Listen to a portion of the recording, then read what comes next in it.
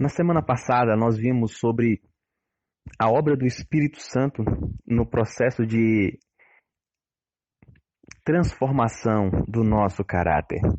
Que obra maravilhosa, né, meus amigos? Que obra extraordinária é aquela que nós precisamos permitir que o Espírito faça em cada um de nós. Afinal de contas, essa é uma obra de todo dia, todo dia. Diariamente você e eu precisamos permitir a Ele que continue esse processo. E eu quero chamar a sua atenção aqui para uma coisa.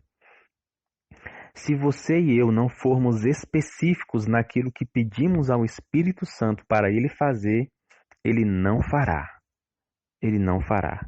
Por isso você precisa ser sincero em reconhecer as suas fragilidades, as suas debilidades, para que você em oração peça ao Espírito que trabalhe exatamente naquela área para que ele transforme a semelhança do caráter de Cristo. E um dos resultados inevitáveis dessa obra de transformação do nosso caráter é que é o seguinte, veja, o Espírito Santo ele vai pegar o nosso caráter e vai começar a moldar, vai começar a lapidar. Ele vai transformar o nosso caráter em outro caráter, que é exatamente o caráter de Cristo. E quando iniciarmos a receber esse caráter de Cristo, nós iremos começar a refletir a glória do caráter de Jesus Cristo. Isso é extraordinário, isso é lindo, isso é maravilhoso e deve ser uma obsessão diária de cada cristão. Veja, por que que Deus tem esse desejo de refletir o caráter dele em cada um de nós? Lembra que na semana passada eu falei que nós fomos criados à imagem e à semelhança de Deus? Pois bem, veja, eu quero ler para você aqui agora esse nosso primeiro texto, onde a gente começa a perceber quando foi que os seres criados por Deus, um grupo deles, começou a deixar de refletir o caráter de Deus e como isso afetou a raça humana. Olha o que diz. O céu todo se regozijava com refletir a glória do Criador e celebrar o seu louvor. E enquanto Deus assim for honrado, tudo era paz e era alegria. Uma nota dissonante, porém, deslustrava agora as harmonias celestiais. Os concílios celestiais instavam com Lúcifer. O Filho de Deus lhe apresentava a grandeza e a bondade e a justiça do Criador, e a natureza sagrada e imutável de sua lei. Mas a advertência feita com amor e misericórdia infinitos unicamente suscitou espírito de resistência. Lúcifer permitiu que prevalecesse a inveja para com Cristo e mais decidido se tornou. Grande Conflito, página 494. Veja, amigos, no céu houve um momento de perfeita harmonia, de perfeito equilíbrio, e esse momento era exatamente onde não existia ainda o pecado. E mesmo Deus já conhecendo, né, a nossa... Espera aí só um pouquinho, amados.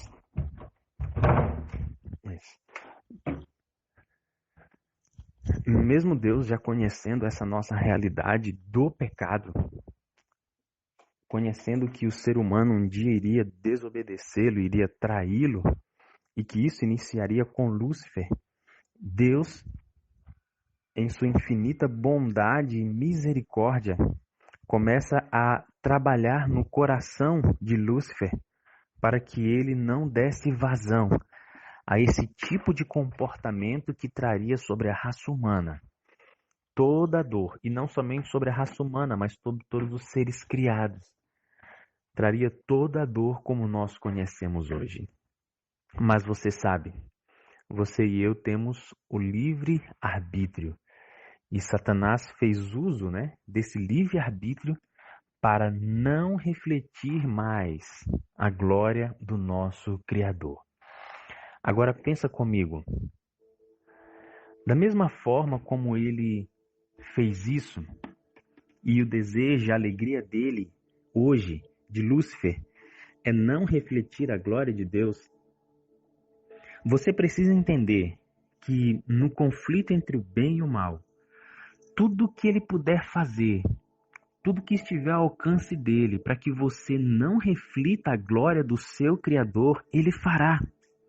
Ele fará. Então você e eu temos uma grande luta a ser travada. Existe um grande conflito entre o bem e o mal que está acontecendo exatamente nesse momento, dentro da sua mente e da minha mente, dentro da mente de cada ser humano.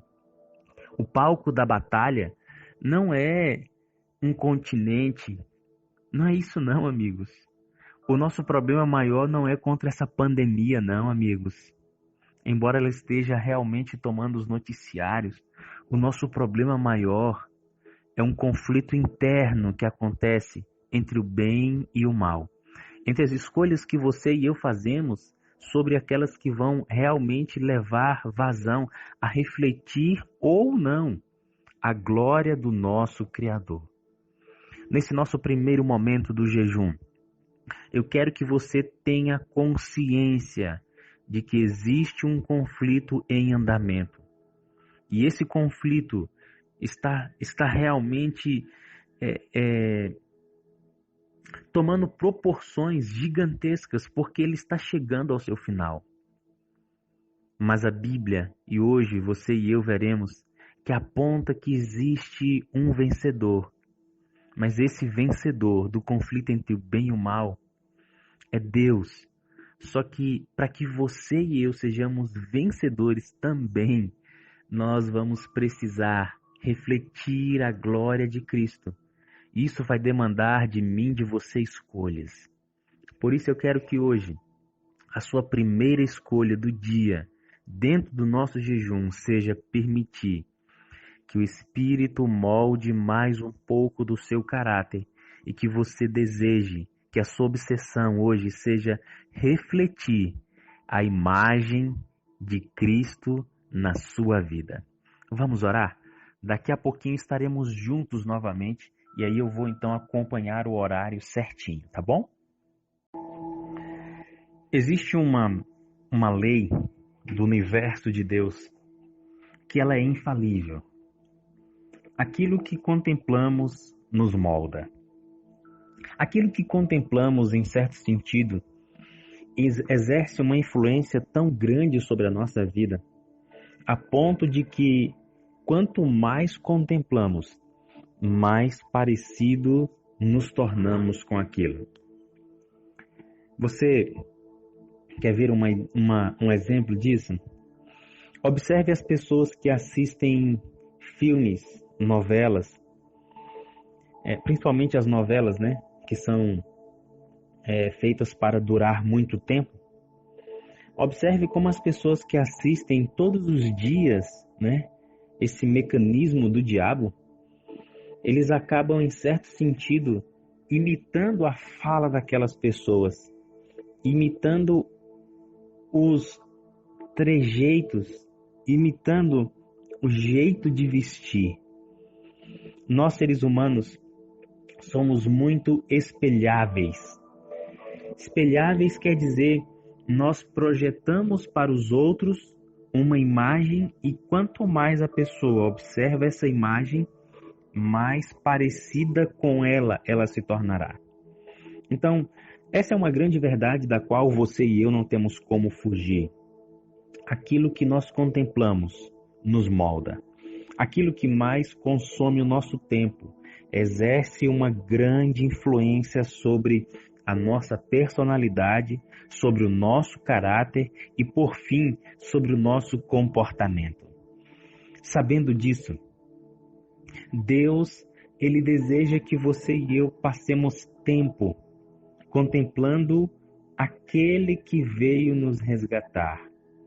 Sabendo disso, o inimigo de nossas almas vai fazer com que você esteja ocupado com muitas tarefas, muitas atividades durante o seu dia, durante a sua semana, durante o seu mês e ano, a ponto de que você dedique muito pouco ou quase nada do seu precioso tempo para contemplar o que realmente vale a pena ser contemplado.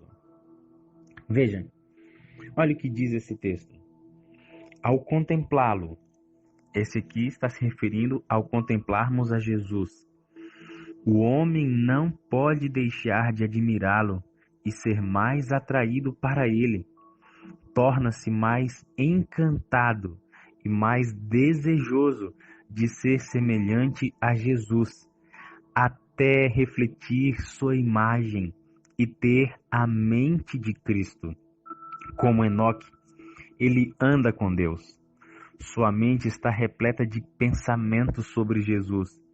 Ele é o seu melhor amigo. Que texto lindo, hein?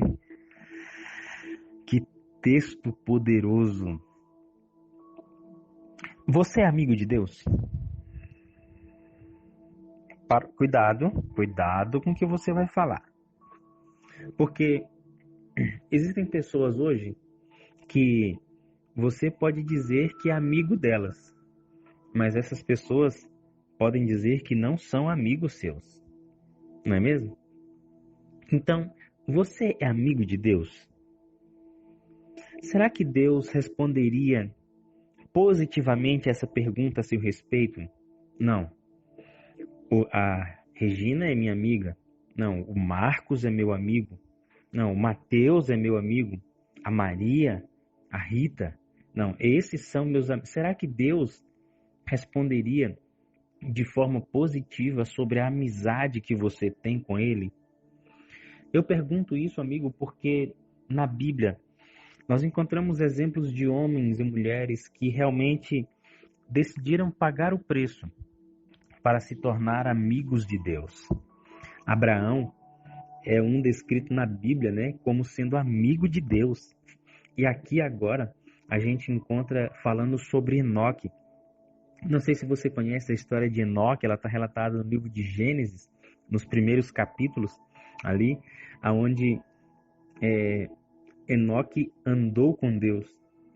Enoque, ele passava tanto tempo com Deus, a ponto de Deus não permitir que ele passasse pela morte, mas que ele fosse trasladado vivo, assim como Elias o foi, sem ver a morte. Agora, amigos, você consegue imaginar o tipo de relacionamento que Enoque desenvolveu com Deus? E você pode pensar assim, mas na época de Enoque não tinha internet, né, Wellington? Não tinha todos essas seduções que nós temos aqui. Não, não, não, não, não. Não tinha internet mesmo não, amigos. Mas o diabo sempre foi diabo, depois que ele decidiu se rebelar contra Deus. E na época de Enoque, a impiedade, ela estava realmente muito, muito grande. Não pense você que naquela época as seduções, as provações eram diferentes na essência do que é hoje, não é não. O homem estava corrompido muito, muito mesmo. E ainda assim Enoque pagou o preço de se tornar amigo de Deus.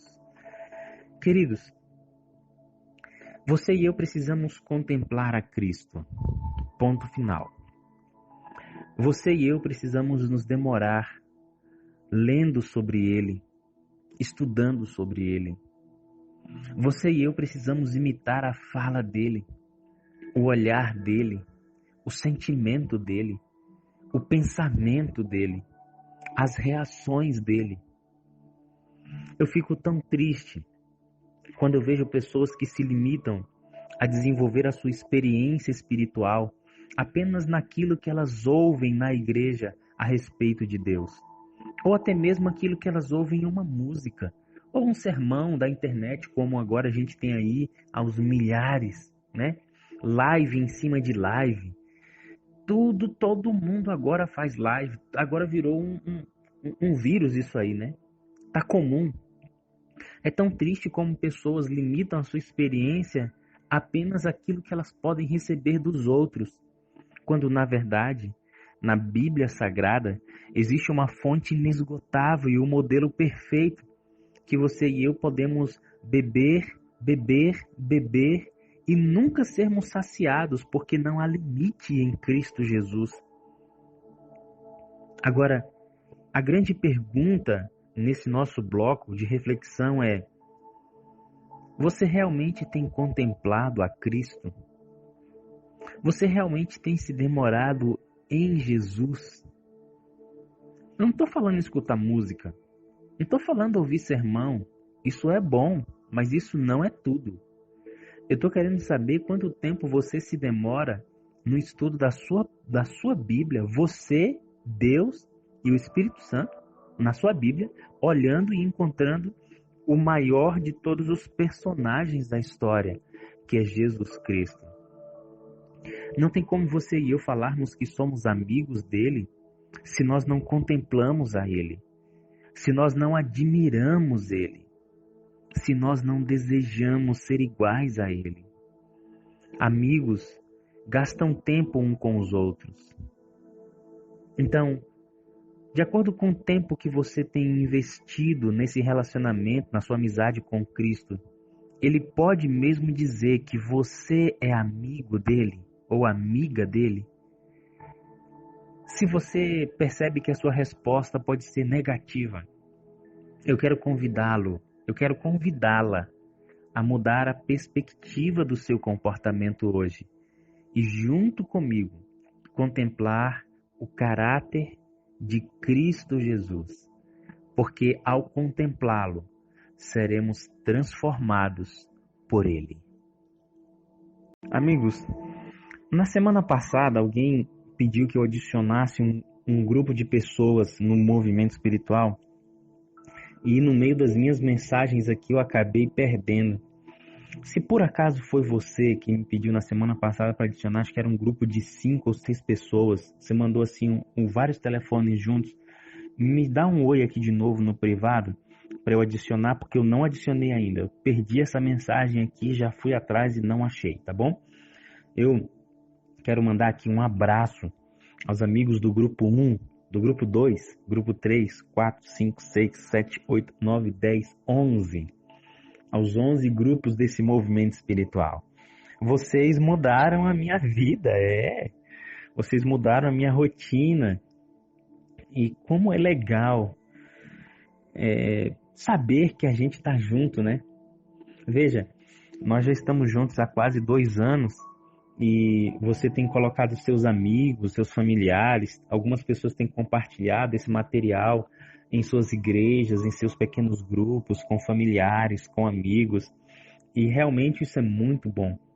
Eu quero aproveitar e convidar você a curtir o nosso canal no YouTube. Digita aí, Movimento Espiritual de Jejum e Oração. Nós temos um amigo, Rafael, ele está subindo, né? A cada dia ele sobe ali um material das reflexões da Sala 57 para o nosso canal no YouTube. E também nós vamos colocar lá todos os materiais dos jejuns que nós temos, tá bom? Então tudo isso, muito em breve, vai estar disponível a vocês. Tenha um pouquinho de paciência, mas dá uma passadinha lá e curta, né, o nosso canal e a nossa página também no Facebook, tá certo? Eu tenho o desejo que esse nosso material permaneça compartilhado na internet, para que muitas pessoas, ao estarem em busca de conhecer alguma coisa a mais sobre Deus, acabem ali se esbarrando, né, com esses nossos meios de comunicação e aí sejam de alguma forma abençoados, assim como você tem sido abençoado e abençoada, tá certo? Eu quero ler aqui agora, dando continuidade, falamos no nosso primeiro momento sobre o início do problema, onde Satanás decidiu não refletir mais a glória de Cristo. No segundo momento, nós vimos que você e eu precisamos dedicar tempo para contemplar a pessoa maravilhosa de Jesus Cristo. E agora, amigos, eu quero falar sobre o início desse processo de restauração. Olha o que diz esse texto. A beleza original começa a ser restaurada na pessoa. Veja, à medida que você e eu passamos tempo contemplando a pessoa de Cristo, à medida que você e eu permitimos que o Espírito Santo esteja moldando o nosso caráter, como nós vimos na semana passada, então esse processo de restauração começa a ser iniciado. A beleza original começa a ser restaurada. Você já viu algum vídeo sobre aquelas pessoas que restauram obras de arte antiga. Já viram? É extraordinário, né? Eles pegam ali a obra de arte com uma luva e eles vão com todo cuidado, exercendo ali, executando um processo bem minucioso, bem detalhado, sem pressa, não é mesmo? Sem pressa. E obras que estavam irreconhecíveis voltam ao seu estado original. Na verdade, muitas delas, né, voltam ao estado quase que original. Só que aqui, nesse processo de restauração do nosso caráter e da imagem e da beleza original, ela realmente vai ser restaurada mesmo, amigos. São comunicados os atributos do caráter de Cristo, começando a refletir a imagem do divino. Olha aqui, ó. Eu já falei isso aqui um tempo atrás, mas eu quero repetir hoje de novo. Presta atenção. São comunicados os atributos do caráter de Cristo, começando a refletir a imagem do divino. Eu falei para você que você e eu precisamos contemplar a Cristo. Em outro momento, na semana passada ou retrasadas, me falha a memória, eu falei sobre a necessidade de você e eu passarmos mais tempo lendo os evangelhos, onde nós vamos observar a pessoa de Cristo. Porque ao observar a pessoa de Cristo, nós vamos dar condições para que o Espírito traga para nossa vida aquilo que nós descobrimos e enxergamos em Cristo. Se nós não contemplarmos a Cristo, nós não vamos dar espaço para que o Espírito traga aquelas características para nós, porque nós nem saberemos o que pedir. Então veja, quando você e eu nos demorarmos cada vez mais contemplando a Cristo, são comunicados os atributos do caráter divino. Então, à medida que nós nos demoramos olhando a Ele, os atributos do caráter dele, o Espírito vai trazer para a sua vida. Então você vai olhar como Cristo reagia quando ele estava sob uma forte pressão social. E se hoje você e eu explodimos, a gente olha para Cristo, ele tinha um autocontrole. Então você ora, Espírito, traz para minha vida esse autocontrole sob a pressão. E então o Espírito vai trazendo esses atributos. E pouco a pouco, você vai continuar sendo colocado diante dessas situações de prova, né? E pouco a pouco, você vai ver que você vai ser dominado pelo Espírito e você vai chegar ao momento em que vai agir e reagir exatamente como Cristo faria se estivesse no seu lugar. Aí, nesse momento, começa a ser refletida em você a imagem do divino. Aí olha o que acontece, olha aqui o restante do texto. A fisionomia dos homens e mulheres que andam e trabalham com Deus exprime paz do céu. Eles são circundados pela atmosfera celestial. Para essas pessoas, já começou o reino de Deus. Posso ouvir você dizer glória a Deus? Para estas pessoas já começou o reino de Deus. Eles possuem a alegria de Cristo, a satisfação de ser uma bênção à humanidade. Têm a honra de ser aceitos para o serviço do Mestre. É-lhes confiado o fazer sua obra em seu nome. Uau! Glória a Deus por isso, amigos. Glória a Deus. Glória a Deus. Veja, diante disso, a gente começa a refletir sobre algumas questões, né? Eu mesmo sou levado a refletir. Eu sou muito questionador. E questionar faz parte da minha natureza. E sempre que eu leio um texto como esse, eu faço algumas perguntas para mim mesmo. Veja, será que a minha fisionomia já revela, já exprime a paz do céu? Será que a sua fisionomia revela? Eu digo isso porque a minha esposa fala que eu tenho o semblante carrancudo, que às vezes eu tô com o rosto fechado, né? O semblante fechado. E de vez em quando eu tô andando na rua e tô exercitando, né? Puxa a testa para não ficar franzida. Porque aqui tá falando que o meu semblante precisa refletir a paz do céu. Será que eu já realmente já sou circundado pela atmosfera celestial? Será que realmente para mim o reino de Deus já começou? Será que eu possuo a alegria de Cristo e a satisfação de ser uma bênção para aqueles que estão ao meu redor? Amigos, eu queria que você fizesse para si mesmo essas perguntas. Será que você já tem realmente na sua vida a verdadeira importância e a honra de você ser aceito no serviço do Mestre? Será que você já tem a dimensão dessa responsabilidade que repousa sobre a sua vida? Entenda, o processo, o início de restauração do caráter de Cristo, da glória de Cristo na nossa vida, vai nos levar a uma ação intencional para difundir esse caráter e essa glória aos que estão ao nosso redor. Vamos orar? Daqui a pouquinho, às 9 horas, estamos juntos novamente.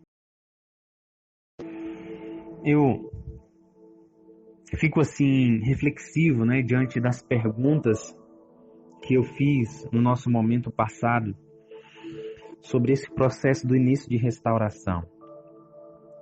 E essas perguntas, elas são oportunas, meus queridos, porque você pode passar muitos anos dentro de uma igreja e não se questionar.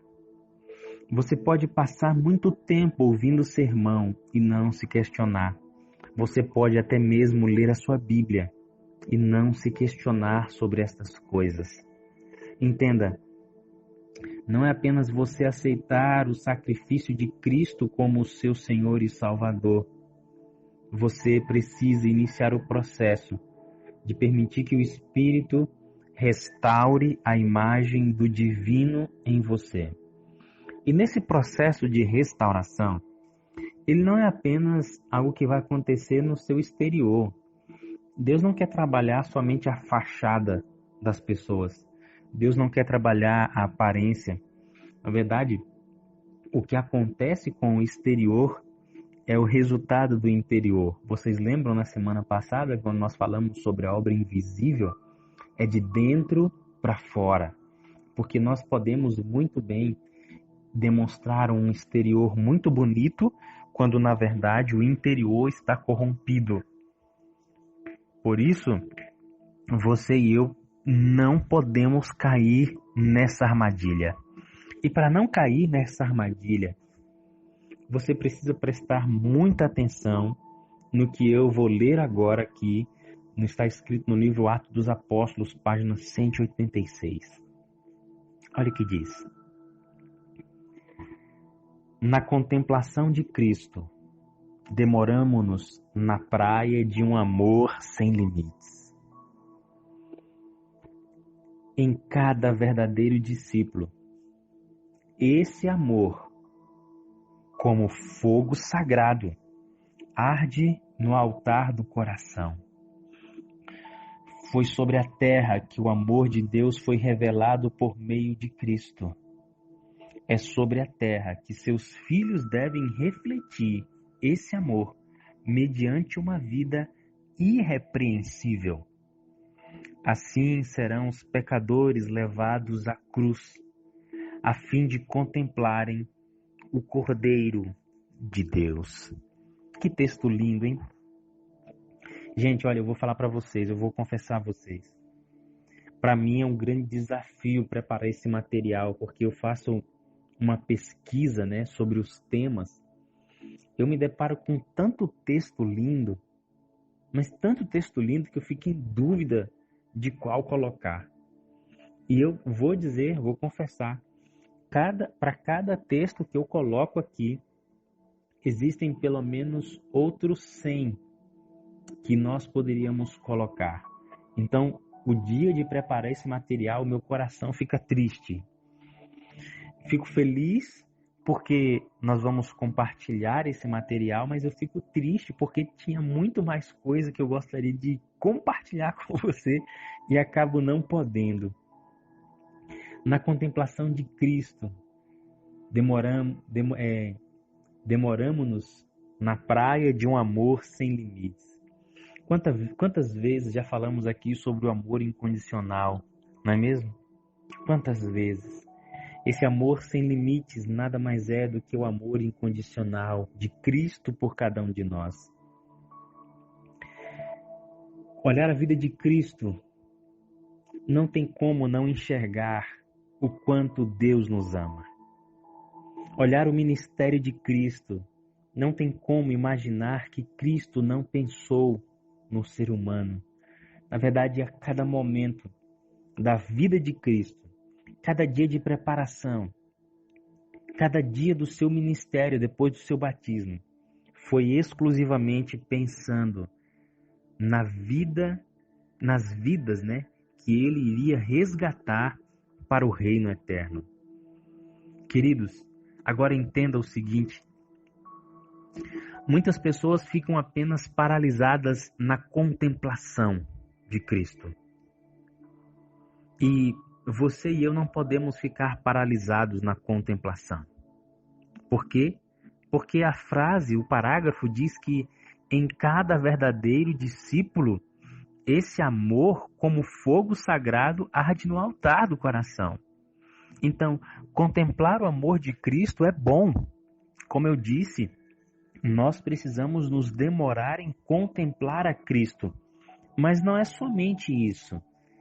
Porque essa contemplação precisa também fazer com que no meu e no seu coração seja aceso esse mesmo amor como fogo sagrado no altar do coração.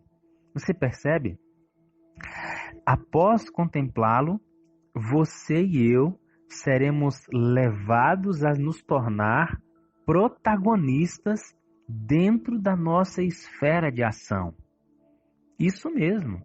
E veja, assim como sobre a terra que o amor de Deus foi revelado por meio de Cristo, é sobre essa mesma terra que você e eu precisamos, através de uma vida irrepreensível, também revelar o caráter de Cristo.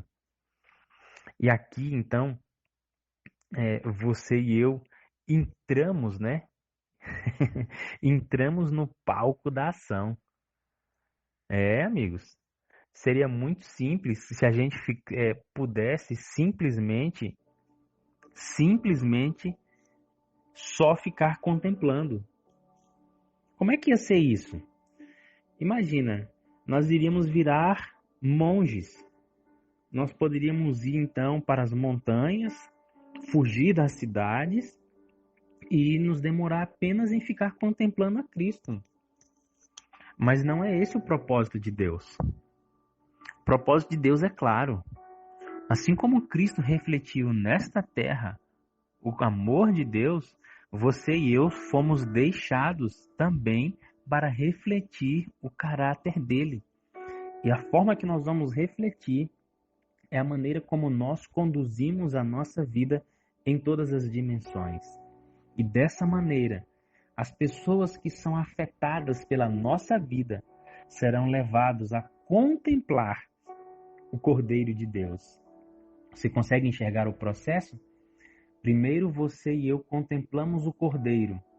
Segundo, o Espírito nos molda à semelhança do Cordeiro. Terceiro, nós levamos os outros através da nossa vida a contemplar o Cordeiro. Esse processo, ele não tem fim. Ele não acaba nunca, nunca. Você consegue enxergar que essa é sua responsabilidade? Eu queria que você orasse agora, nesse momento, e refletisse um pouquinho sobre como você tem desempenhado o seu papel de cristão nesta terra. Quero que você prepare o seu coração aí, que você vai ouvir agora. Abre o coração. Abriu? Quero orar com você. Feche seus olhos. Pai eterno, o Senhor já tem abençoado a nossa vida através dos temas que nós temos estudado nesses jejuns ao longo dos anos, ao longo dos meses, ao longo das semanas. Hoje, mais uma vez o Senhor tem falado ao nosso coração. E esse tema de refletir o caráter de Cristo é um tema essencial para a nossa vida. Porque muitas vezes a gente pode estar dentro de uma igreja, ocupado e fazendo tantas coisas, que esquecemos o essencial, que é nos tornar, ou permitir que o Espírito nos torne, semelhantes a Jesus Cristo. Hoje nós nos rendemos ao Senhor, querido Deus Espírito Santo, porque o Senhor conhece as áreas da nossa vida que precisam ser moldadas. O Senhor conhece a nossa história. Por isso ninguém melhor do que o Senhor para realizar essa obra. Por favor, venha e faça essa obra. E naqueles que o Senhor já começou, por favor, continue. Continue. Espírito, abra agora o nosso coração para meditarmos no texto desse momento, porque ele é um texto agudo. Ele é um texto que vai desafiar a nossa experiência cristã. Ele é um texto que vai nos levar a uma outra dimensão do cristianismo. E quem pode nos levar a essa dimensão sobrenatural é somente o Senhor. Por isso, querido Deus Espírito, fala conosco nesse momento. Fale a cada um de nós de forma particular. E que, ao ouvirmos as palavras do Wellington, o Senhor faça com que ela seja reinterpretada de acordo com a vida e a experiência de cada um de nós. Em nome de Jesus, nos méritos de Jesus e pelo exemplo de vida de Jesus que nós oramos. Amém. Os cristãos são como joias, os cristãos são as joias de Cristo. Devem brilhar intensamente para Ele, incidindo a luz do seu amor. O brilho das joias de Cristo depende do polimento que elas recebem. Temos liberdade para escolher ser polidos ou permanecer sem polimento. Mas todo aquele que for declarado digno de um lugar no templo do Senhor precisa submeter-se ao processo de polimento. Sem o polimento que o Senhor lhes dá, não podem refletir melhor a luz do que uma pedra comum. Esse texto por si só já fala tudo, mas como nós oramos agora e queremos que o Espírito nos leve a uma outra dimensão do Evangelho, você e eu precisamos entender as expectativas que Deus tem a seu respeito. Eu imagino que todos vocês que são pais, assim como eu, têm expectativas a respeito de seus filhos. Eu gostaria que meu filho fosse assim ou minha filha fosse daquele jeito. Os pais têm expectativas em relação ao comportamento dos filhos, expectativa em relação ao curso na faculdade que eles vão cursar, ao trabalho que eles vão desempenhar, ao emprego. Expectativas com relação à futura família que eles vão constituir, ao namorado, não é mesmo? Ao futuro cônjuge. Os pais têm expectativa até mesmo com relação aos futuros netos. Nós somos seres que criamos expectativas. E se nós que somos pecadores e limitados criamos expectativas, imagine Deus. Deus tem grandes expectativas a meu e a seu respeito. E essas expectativas nesse texto, é declarado que você e eu somos joias. Então, nós temos um valor muito grande, porque Deus tem uma expectativa grande a seu respeito. E essa expectativa de Deus diz que você e eu devemos brilhar para Ele. Agora veja, brilhar intensamente. Não é brilhar uma vez ou outra. Não é brilhar quando a gente quer. Não é brilhar quando é conveniente. Brilhar intensamente. Intensamente. Incidindo a luz do seu amor. Veja, o brilho das joias de Cristo depende do polimento que elas recebem. Amigos, é muito fácil quando você e eu buscamos o batismo do Espírito Santo e recebemos dele sinais de que realmente ele está ao nosso redor, de que ele está guiando a nossa vida em situações que são favoráveis. Agora, quão desafiador é quando o Espírito conduz você e eu a perdoar aqueles que nos ferem, a agir com amor diante daquele que nos magoam, a ser tolerante com aqueles que são traidores. Como é desafiador você e eu vivermos o Evangelho como foi vivido na vida de Cristo. Dar a segunda face, andar a segunda milha. Aí é que entra o grande desafio. É muito fácil, queridos amigos, muito fácil andar com Deus quando Ele não está trabalhando as áreas internas mais sensíveis do nosso caráter. Não é? É muito fácil. Agora, quando Ele começa a polir, veja, quando Ele começa a polir áreas que precisam ser polidas, aí é que realmente começa o Evangelho e o cristianismo. Porque Deus precisa dar polimento nessas áreas. Precisa.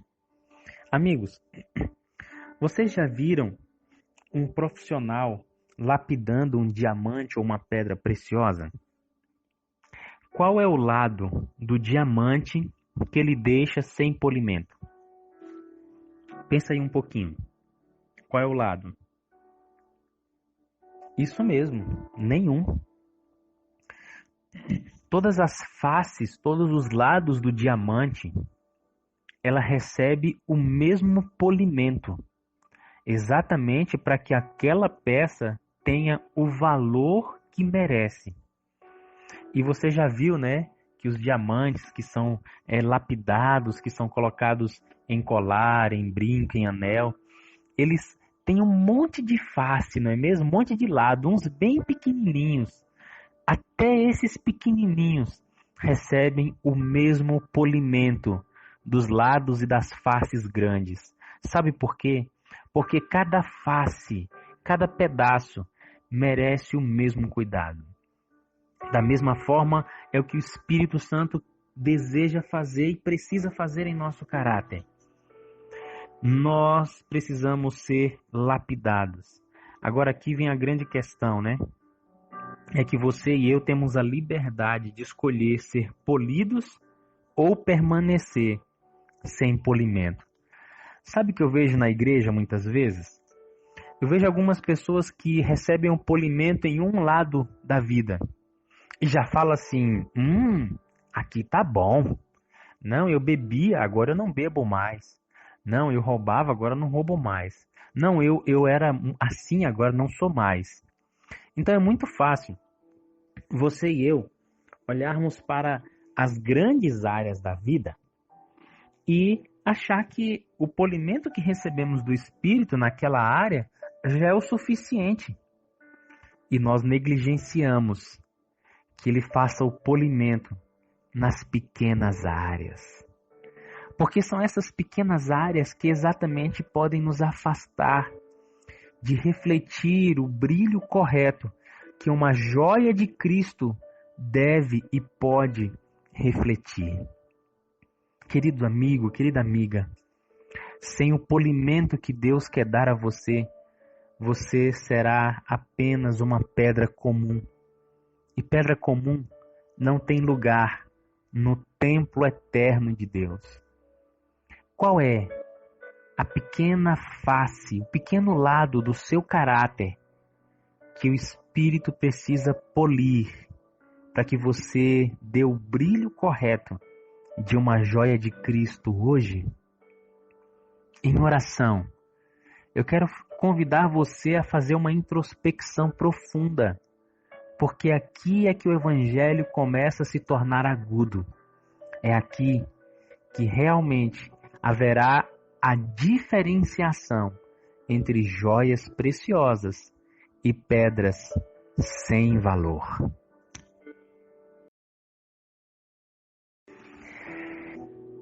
Queridos,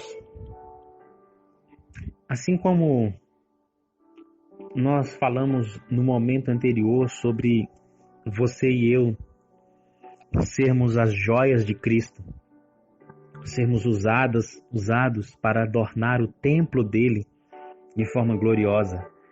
E isso passa pelo processo de lapidação de cada área da nossa vida.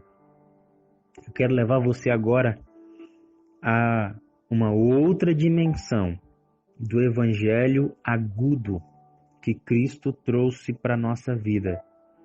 Quero que você abra o seu coração para receber o que eu vou te falar agora.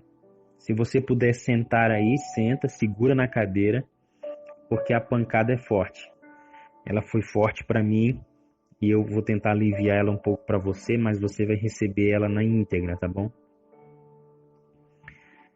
Nós estamos vivendo dias em que as pessoas estão passando por uma grande comoção social. O que é essa comoção social? A comoção social é aquela mesma que acontece no Natal. Você já viu que no Natal as pessoas se tornam mais sensíveis a Deus, sensíveis a ajudar o próximo, né? Aí dão presentes, ajudam os desabrigados. Então, assim, falam de amor, de paz, de união. Então, no Natal existe essa comoção generalizada dos seres humanos. Esses momentos que estamos vivendo da pandemia também têm despertado uma grande comoção nas pessoas, no sentido de serem solícitas às outras, de estarem mais disponíveis, de ajudar aqueles que não têm alimento, não têm roupa. De uma forma geral, todas as pessoas. Você vê várias pessoas fazendo campanhas de arrecadação de alimentos. Outro dia eu passei ali numa rotatória próxima ali à casa da minha mãe, ali, né, como se você estivesse perto.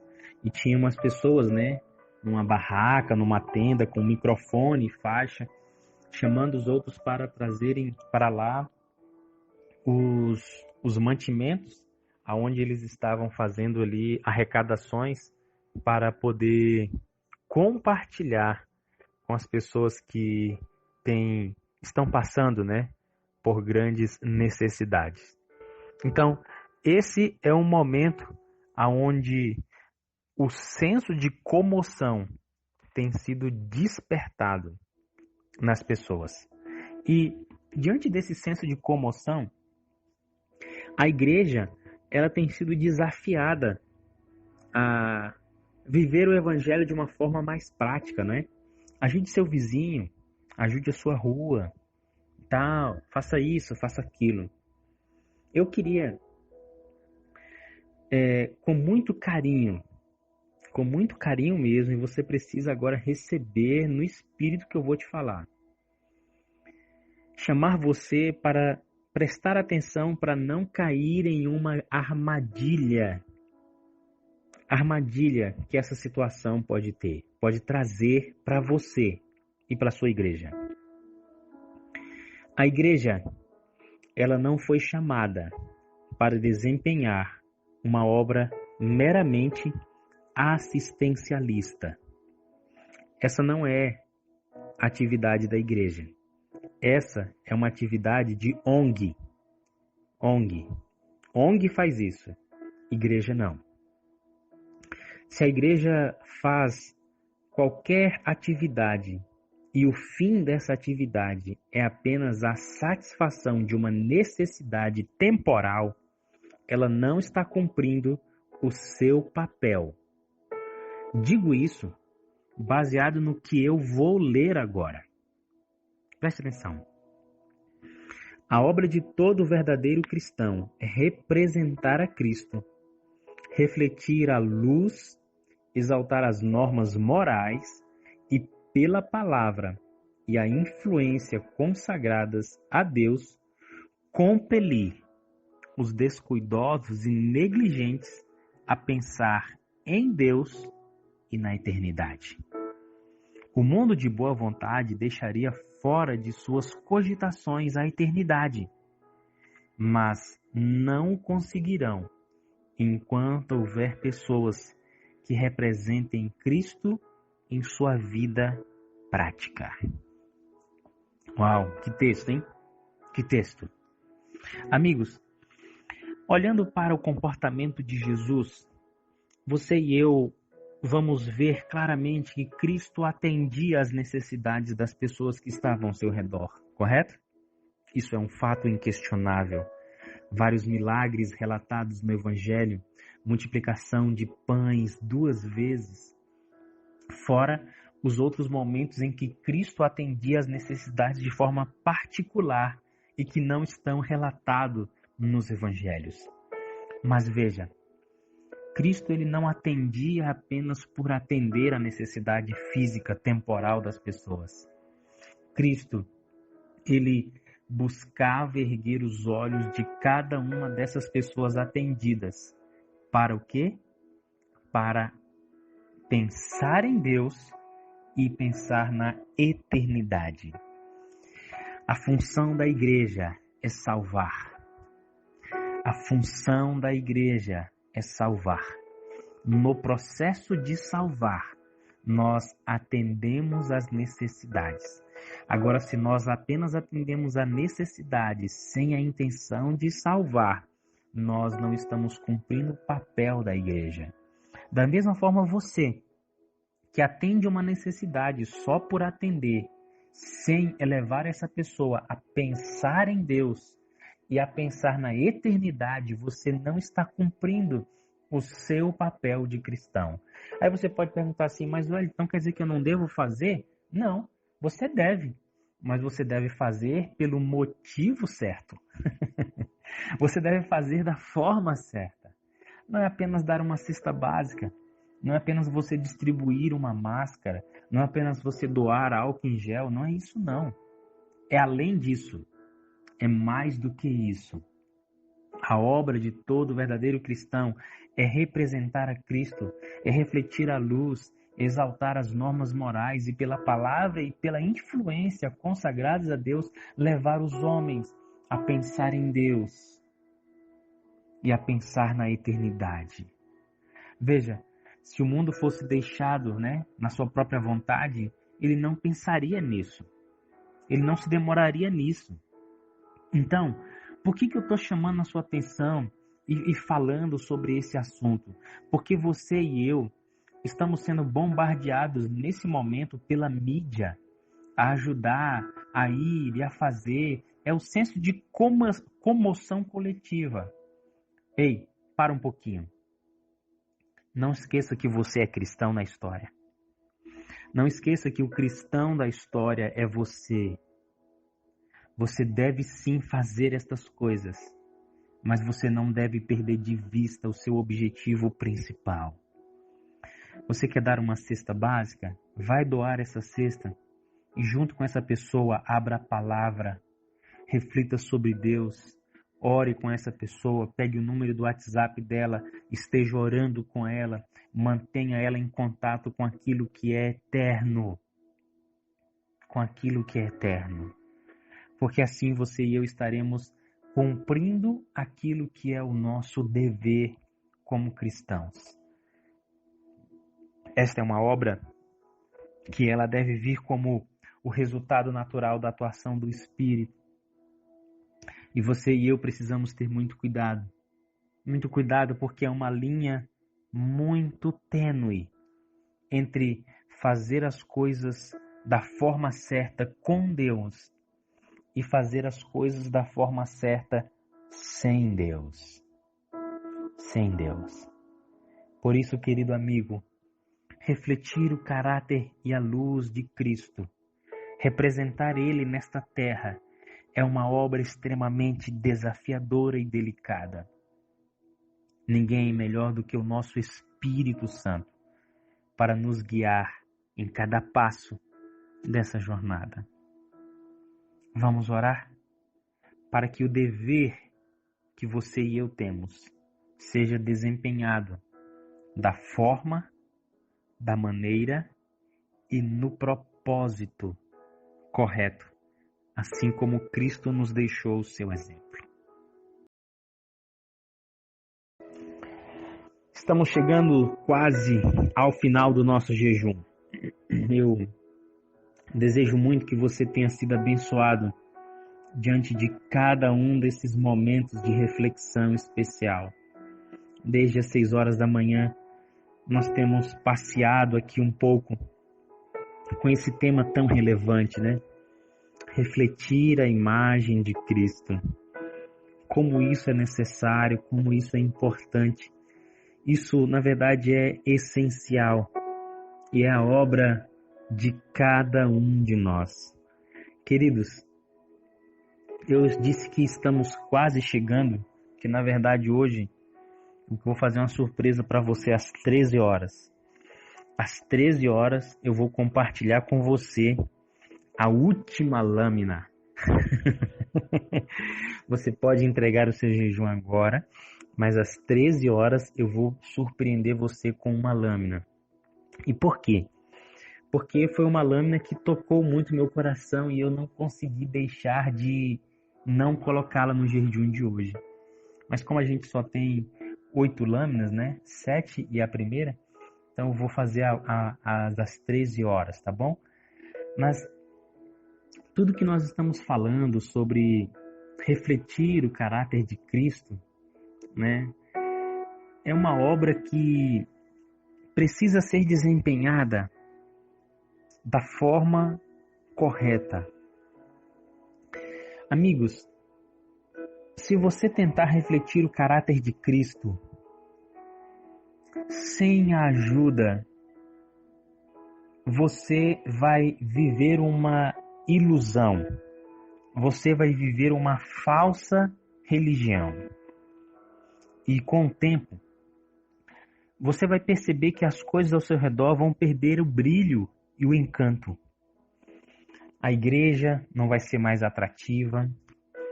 As pessoas se tornarão chatas, antipáticas. Você vai começar a questionar até mesmo se realmente essa é a igreja, se realmente há alegria em servir a Deus. Porque você vai começar a sentir, ao invés de leveza, um fardo no Evangelho. Agora, se você buscar refletir a Cristo da forma certa, tudo isso que eu falei de negativo não vai acontecer em sua vida e Deus vai fazer com que você viva o Evangelho de uma forma mais prazerosa possível. Digo isso para que você e eu possamos ser levados ao ambiente correto. E o ambiente correto está descrito agora nesta lâmina, nesse texto. Veja o que diz. A promessa do Salvador, aquele que tem se dará e terá em abundância, que está escrito em Mateus capítulo 13, verso 12, aplica-se também à aceitação da verdade. Ao que procura compreender-lhe os ensinos, dar-se-á aumentado entendimento. Ao que revela possuir o Espírito da verdade, será dada maior medida do Espírito, a fim de que possa operar a própria salvação. A obra de refletir a Cristo perante o mundo não se efetuará jactanciosamente, mas com temor e tremor, todavia no poder de quem? Do Espírito Santo. Amém? Posso ouvir você dizer glória a Deus? Isso mesmo. Veja, você tem ouvido durante esses meses eu falar insistentemente sobre o batismo diário do Espírito Santo. E falei mesmo e vou continuar falando. Sabe por quê? Porque ele é o ponto de partida para que as coisas sejam realizadas da maneira e da forma correta, como Deus espera. A promessa, amigos, aquele que tem se dará e terá em abundância. É exatamente sobre essa promessa da plenitude do Espírito sobre a nossa vida. Queridos amigos, para que você e eu possamos refletir o caráter de Cristo, só será possível mediante a atuação constante do Espírito Santo na nossa vida. Não há outro meio. E aqui eu quero convidar você a entender mais uma vez, a ressignificar a importância do batismo diário do Espírito Santo. Veja, você almoçou ontem e talvez você tenha lanchado ou jantado ontem à noite. Então, será que é necessário você almoçar hoje? Será que é necessário você almoçar amanhã? Será que vai ser necessário você almoçar todos os dias? Será que é necessário mesmo? Se a gente já almoçou um dia na semana, a gente poderia passar o restante com fome, não? Ah, você sabe que amanhã você vai sentir fome. Seu corpo vai pedir energia, alimento, não é? Então você vai se alimentar. Por que que na vida espiritual nós fazemos diferente? Nós precisamos alimentar a vida espiritual. O alimento de ontem serviu para nos manter em pé ontem. O batismo que nós recebemos ontem serviu para nos manter em pé ontem. Ontem, aquilo que você pediu do batismo do Espírito Santo, o Espírito já realizou parte da obra que ele precisa realizar.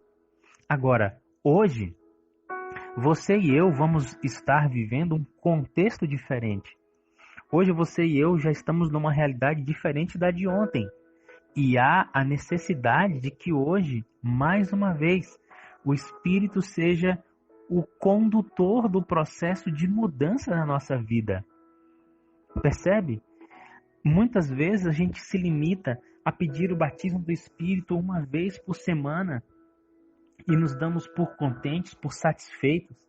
Outros acham que quando batizaram na igreja já receberam a plenitude do Espírito, quando na verdade isso é um engano. Isso é um erro pensar dessa forma. O batismo, ele é diário. E veja, o batismo não somente é diário, como a atuação e os resultados desse batismo precisam ser evidenciados ao longo do dia. O batismo do Espírito não é um momento pontual, mas é uma experiência no decorrer do seu dia e do meu dia. Por isso, amigos, essa obra de refletir o caráter de Cristo só vai avançar com temor, tremor, no poder do Espírito Santo. Eu não posso terminar o jejum de hoje que não em outro ambiente que não esse, porque esse é um ambiente extremamente desafiador. Você pode doar cesta básica e não refletir o caráter de Cristo. Você pode ir a uma igreja e não refletir o caráter de Cristo. Você pode até falar do amor de Deus e não refletir o caráter de Cristo. Você pode. Assim como existem muitas pessoas que fazem isso e não refletem o caráter de Cristo. Você consegue entender que esse assunto é o mais importante da Bíblia? O quanto você e eu vamos refletir o caráter de Cristo? Essa é a obra mais minuciosa a ser feita por Deus no ser humano. Por isso, você não pode partir para o ambiente errado e não pode permanecer no ambiente errado. Eu quero te ajudar a voltar para o ambiente certo, que é o ambiente da submissão ao Espírito, que é o ambiente onde você vai desenvolver com Ele um relacionamento tão real, tão lindo, tão maravilhoso, que vai chegar o momento em que você vai dizer: vivo não mais eu, mas Cristo vive em mim. Quero agradecer a sua presença conosco no jejum de hoje. Meu desejo é que esse tema tenha abençoado a sua vida. Guarde esse material para que você possa escutá-lo novamente mais à frente, para que você possa compartilhar com os seus amigos, para que você possa compartilhar com uma pessoa que você precisa discipular para desenvolver o caráter de Cristo. Se esse jejum tem abençoado a sua vida, esse nosso movimento, eu gostaria de ouvir a sua história, o seu testemunho pessoal. Aquilo que o Espírito tem feito em você e através de você. Como você sabe, eu digo todos os dias, nós vamos entregar agora o nosso jejum, mas nós não vamos sair da presença do Eterno. Amanhã, de manhã, nós nos encontraremos aqui na sala 57. Que o amor de Deus continue sobre você, que o Espírito continue sendo o seu guia e que você reflita a face de Jesus aonde você estiver. Um grande abraço do seu amigo e servo, Wellington Ribeiro. Tchau, tchau. Voltei. Falei para você que eu ia gravar o áudio das 13 horas, né? Eu preciso compartilhar com você esse áudio, gente. Preciso. Porque esse texto do livro Caminho a Cristo, página 115, ele é extraordinário dentro daquilo que estamos falando hoje no nosso jejum. Eu consigo imaginar que Deus ele nos permite fazer parte do plano de salvação como um grande privilégio para a gente. Para que, ao mesmo tempo que falamos que amamos a Deus, possamos demonstrar isso de forma prática, amando aqueles que estão ao nosso redor. E nesse processo de salvação que tanto você e eu devemos ter para com os que estão ao nosso redor, nós também estamos ajudando a nós mesmos nesse processo, tá certo? Então, isso precisa ficar claro para a gente. E esse texto, ele fala sobre um papel que você e eu desempenhamos, que muitas vezes nós não nos damos conta da seriedade da importância dele. Olha o que diz aqui, ó. Os cristãos são postos como luminares no caminho para o céu. Você entendeu isso? Luminares no caminho para o céu. Eu não sei quantos de vocês já viajaram de carro numa estrada, numa BR, né? E em determinados momentos, quando você sai próximo das cidades, você percebe que não tem poste de luz, né? Poste com energia elétrica. Então você depende unicamente da luz que o carro emite, né? Que são pelos faróis. E eu particularmente não gosto de dirigir à noite. Não gosto. Eu gosto de dirigir de dia, onde a visibilidade é completa. À noite a nossa visibilidade ela é diminuída. Agora imagina se o farol desses carros, né, o do carro, chega a falhar, a queimar uma lâmpada, alguma coisa desse tipo. Uma vez eu estava indo para São Paulo, daqui de Brasília, e em determinado momento da avenida, se não me falha a Anhanguera, eles colocaram aqueles olho de gato no chão, né?